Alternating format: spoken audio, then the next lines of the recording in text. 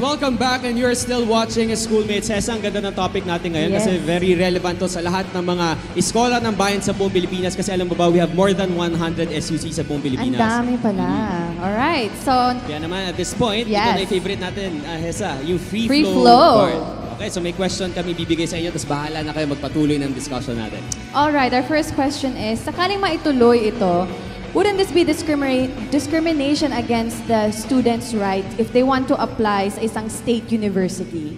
I think it's already discriminating in the status quo na hindi sila mahirap sila kaya hindi sila nakakapag-aral. Tapos nauunahan sila ng mga taong may pera, nauunahan sila ng mga taong kayang magbayad ng tuition fee even if it's just cheap. Just imagine isang magsasaka na hindi kayang i-send off yung anak niya to even a public school simply because of the tuition fee.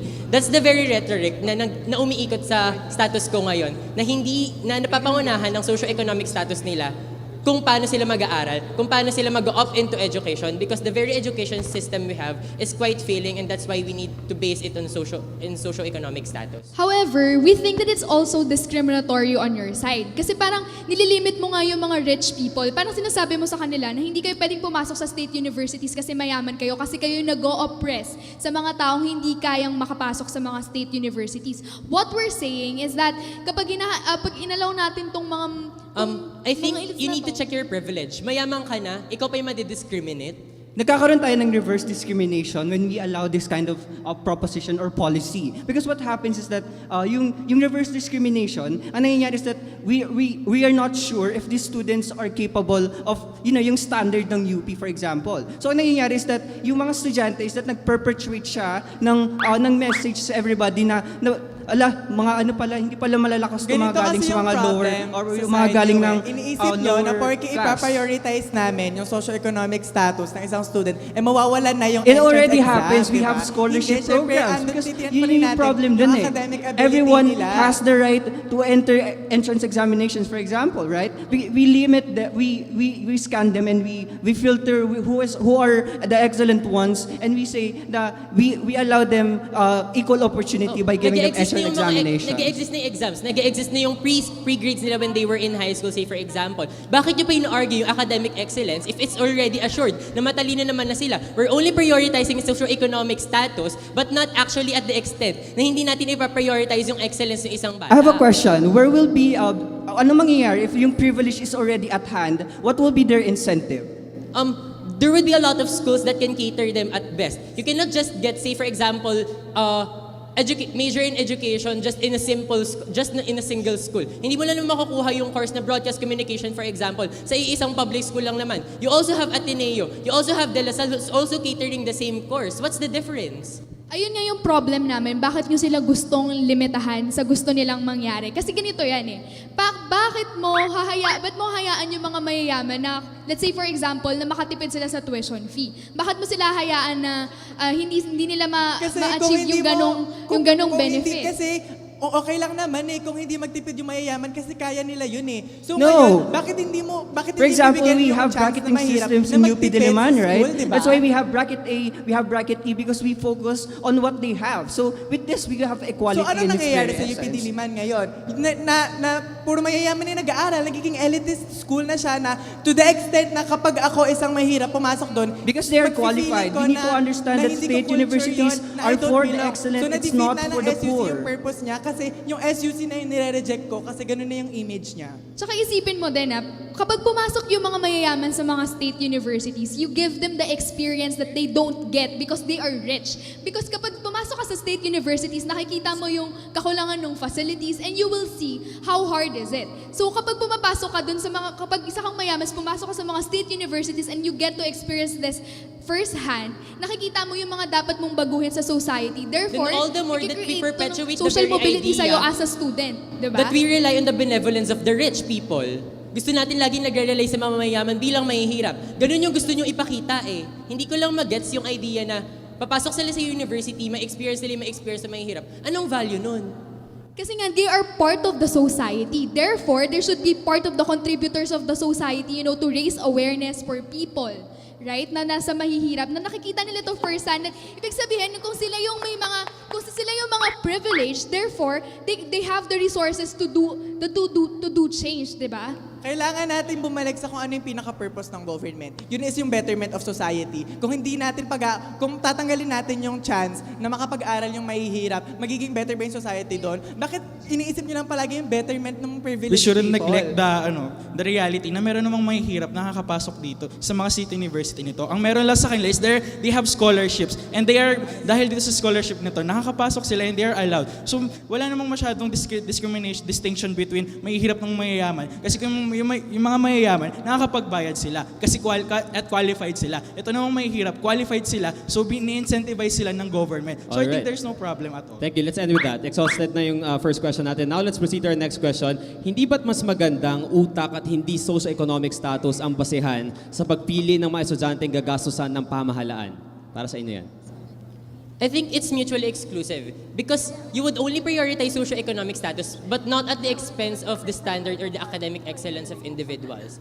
Ipa-prioritize mo pa rin yung mga taong matatalino but at the same time, you would prioritize more the poor people. Paano to mag-work in the status quo? Because in the status quo, what we're having is an equal platform, say for example, for every students na kung ano yung kaya nilang ibigay, kung ano yung kaya nilang dalhin. Ano yung nangyayari? In the long run, kapag nakagraduate na tong batang to na mahirap, in the long run, yung return of investment na sinasabi nila, I don't think it's actually will happen in the society. Because in reality, yung poor people is nababaon sa utang dahil sa mga tuition fees na ine-exhaust nila for those schools. What is then the value of the converse burden na dapat nilang sagutin kung gusto nilang pag-aralin at the same time yung privilege and Pero kasi, underprivilege? gaya nga ng sinasabi ko kanina, like, you know, gender or race, it should not be a basis for one's intellect. So kung matalino ka talaga, then, and if you're rich, why not go inside the state universities? And if you are really qualified, bakit natin sila pipigilan? If you're smart and rich, you can opt in Ateneo, for example. You can opt in De La Salle, for example. We need to You can opt in understand Harvard, that socioeconomic for status example. is not a constant status. It can be reversible, right? For instance, you're poor. There are chances that you will be rich at some point, right? Exactly. Or Kailan yung exactly, point na rich yun? people, there's some point that you will be poor at the same time. So given these kinds of things, it's not a standard for us to focus on socioeconomic backgrounds because it's not consistent. It's not going to be constant. Exactly. So it's Paano not. mo gagawin mayaman It's yung mahihirap unnecessary. if they cannot opt into those colleges, for example? Because all the more na gusto nyo i-perpetuate yung idea na hindi pwedeng pumasok yung mahihirap sa mga eskwelahan simply because wala silang pera. Yun dapat yung sagutin eh. Hindi nyo pa rin siya nasasagot up to this point. Hindi naman namin sinasabi na, you know, public schools, like say for example, colleges. Syempre, on a college level. When you're in high school, it's really free. However, sa mga public schools, wala namang dibang standardized exams for you to go to enter these schools. However, kasi sa college, this is a different level, right? So, here, we should elevate our standard because we have to understand that this is state-funded. So dapat magkaroon ng return of investment directly to the state na these individuals that you are going to produce are really intellectuals and who are going to excel in their chosen careers in the future. Bakit ba kasi na-assume nyo na kapag underprivileged yung underprivileged yung student ay hindi na siya ganun kagaling? Dapat tanggapin natin yung idea na pwede kang maging matalino Let's take a look on let's take a look on what's din tayo ng chance na coming makapasok from sa mga UP, state we see that universities. 70% of those people are coming from Ateneo, La Salle, and different kinds of universities that are very much improved when it comes to education, and only a portion of them comes from public high schools, right? So we need to understand that public high schools doesn't have education that Ateneo has or La Salle has. So we need to understand that it's unnecessary to focus on socioeconomic status, but rather we have to strengthen public schools to be competitive with other schools like Ateneo and La Salle. Your point is, galing sila sa Ateneo, galing sila sa private schools, ibig sabihin, mas matalino sila more than those individuals who came from public schools. What does this tell us? Sinasabi mo na mas matatalino yung galing sa private schools. We already told you earlier, na Kasi ganun nga, sila kagaling meron because silang they have better complete education. facilities, for Yung example. mga professors That's why, doon when you ay try to have a bibigyan sila limited ng resources in state universities, proper wait, amounts of stop. money. You're still not understanding the very status quo, the very problem in the status quo. Bakit ba sila nagkakaroon ng problema doon? Bakit ba sila hindi nakaka-graduate on time? It's simply because that they don't have enough money on their pockets to study. It's simply because that there's still a lot of out-of-school youths. Simply because that they are poor at best. Aaron, alam mo, intindihin mo na mas better na, na makita ng masa na yung mga estudyante coming from poor people na walang help from the government na makakapag-succeed with, for example, in UP Diliman, rather than giving them affirmative action coming from the government without working hard for it.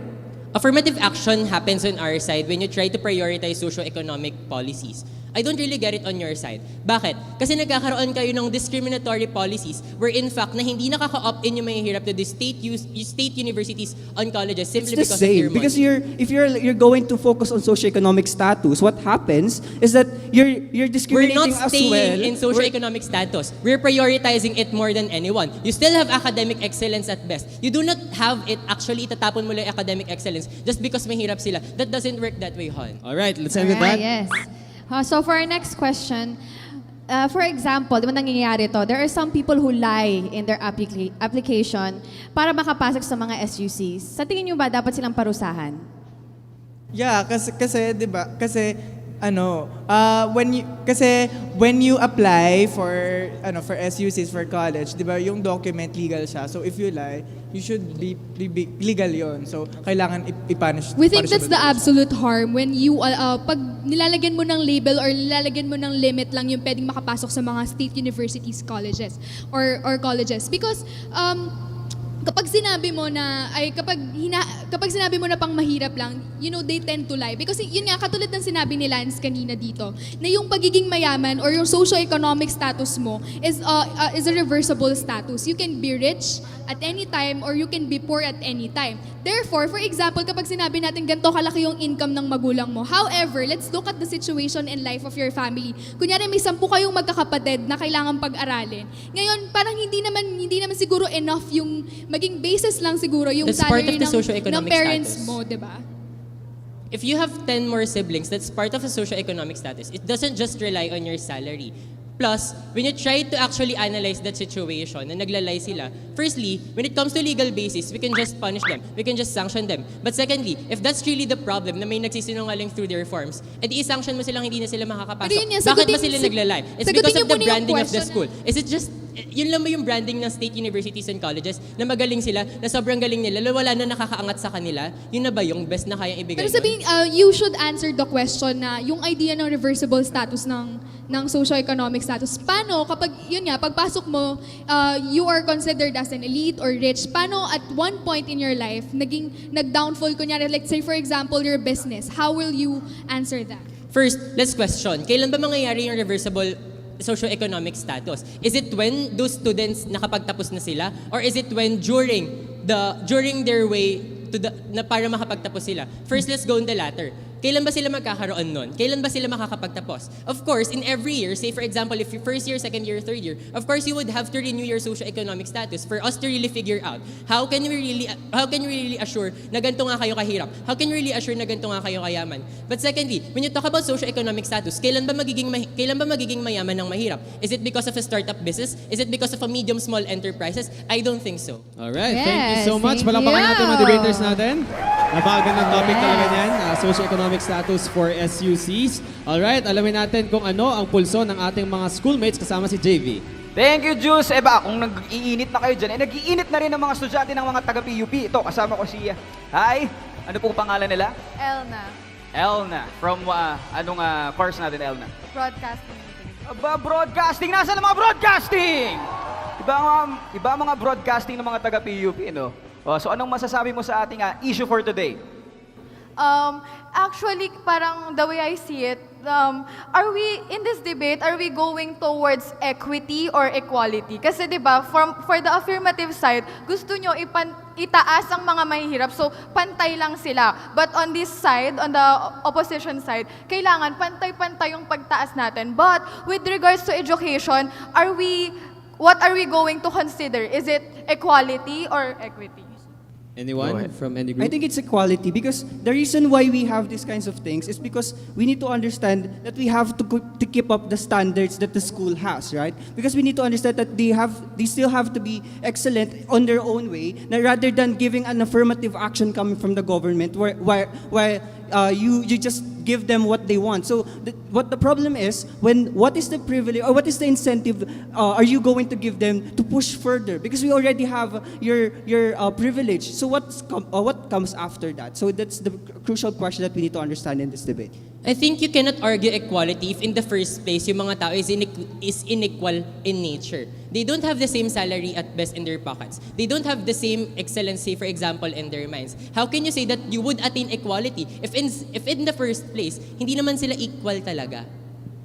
However, we want to dismantle kasi yung stigma din kasi, 'di ba, between the rich and the poor, because yun nga sa society natin tinitingnan natin na yung state universities kailangan lang niyang i-cater is yung mga poor people. But on our side, we are forwarding equality when it comes to status, because we are not depriving the privilege for the elites to have a standard Actually, na-address education na that namin we yung have sinasabi in nyo kanina state na since universities lahat tayo and nagbabayad colleges. ng tax, dapat lahat tayo experience ng effect niya. Yun nga yung sabi ko kanina, diba? Equality doesn't always mean justice. Na porke nagbabayad ako ng tax, hindi ko naman siya kailangan. In itself, yung Kailangan sinasabi mo is ano. stabbing your own case. Kaya nga sinasabi mo, di ba, na equality for all. For example, if we're going to give equality, parang sinasabi mo na you keep an equal playing field for everybody. So that's what's important, to give them equal playing field by giving, for example, government assistance or financial assistance and social scholarship that will help them, Okay. to pursue their schools. Okay, ayan tuloy, pinagtalo mo sila, Elna. Okay, punta naman tayo dito kay ka-schoolmate na Alan. Hello, Alan. Hello. Anong course mo, Alan? Ano po? Secondary education, major in English po. Okay, Alan, anong masasabi mo sa ating issue for today? May point lang po sana akong gustong tignan kasi palagi na lang po nakikita yung what if mapatupad po yung ganitong policy? Paano kung mangyayari to? So what if naman kung hindi? Meron bang mangyayaring pagbabago sa ating society? Kasi yun lang nakikita natin. Paano kung mapatupad to? Paano kung hindi? May magbabago ba sa may mga estudyante bang mahihirap na kasi meron nga tayong scholarship, pero hindi naman lahat nagkakaroon ng pagkakataon na mapunta dun sa scholarship. Okay, thank you, Alan. Palakpakan nyo naman nating mga estudyante dito. Okay, punta naman tayo sa social media. Ito, sabi ni Benny Pagulayan. Okay, ganito yan. Mahirap pag nag-aaral sa exclusive school at di makabayad ng tuition fee, tanggal. Mayaman, afford ang tuition sa mga state universities. Pero may ilang mga kayang pamilya ang di rin maka-afford ng mahal na tuition ng mga exclusive schools. Kaya they prefer the SUCs. Tuloy-tuloy lang po kayo magpadala ng inyong mga komento sa aming social media account dahil magbabalik pa rin ang #1 debate show ng bayan. Ito ang